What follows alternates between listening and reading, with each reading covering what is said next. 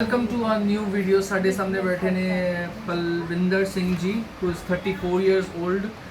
ਹੁਣੇ ਹੀ 2 ਮਿੰਟ ਪਹਿਲੇ ਸੀ ਸਾਡੇ ਕੋਲ ਆਏ ਤੇ ਇਹਨਾਂ ਨੂੰ ਕੰਪਲੇਨ ਹੈਗੀ ਸੀ ਕਿ ਕੱਲ ਬੈਕ ਪੇਨ ਹੋ ਗਈ ਸੀ ਇਹਨਾਂ ਨੂੰ ਸਡਨਲੀ। ਅੱਜ ਉਹਨਾਂ ਨੇ ਖੁਦ ਪੁੱਛਿਆ ਇਹਨਾਂ ਨੂੰ ਕੀ ਹੋਇਆ ਸੀ, ਕੱਲ ਕੀ ਹੋਇਆ ਸੀ ਤੁਹਾਨੂੰ ਕੱਲ? मैं थल्ले इतना तान हो गया तो मेरे एकदम चुक पै गई अच्छा तो दोनों जब मेरे को अज हर के मैंने कमल ने फोन किया इन्होंने कहते ਸਾਡੇ को आओ तो डॉक्टर साहब ਸਾਡੇ बहुत बढ़िया वा तुम आके रात मैं आया सिर्फ 2 मिनट तुम मेरी उधर फिंगर में रोड़िया तो मेरी चुक ठीक हो गई कोई प्रॉब्लम नहीं। सो this is a 1 minute treatment miracle treatment. ਅਸੀਂ ਇਹਨੂੰ ਕਹਿੰਦੇ ਆ ਕਿ ਕੁਝ ਇੱਦਾਂ ਦੀ ਟੈਕਨੀਕਸ ਹੁੰਦੀਆਂ ਜਿਹਦੇ ਵਿੱਚ ਅਸੀਂ ਮਤਲਬ ਫਟਾਫਟ ਠੀਕ ਕਰ ਦਿੰਦੇ ਆ। ਹੀ is one of that client.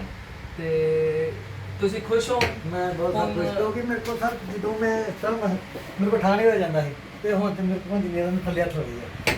So this is what we actually want कि साड़ा पेशेंट मतलब इदा जिन्नी जल्दी हो सकता उन्नी जल्दी ठीक होवे और इदा ही मुस्कुराते रहन हसते रहन।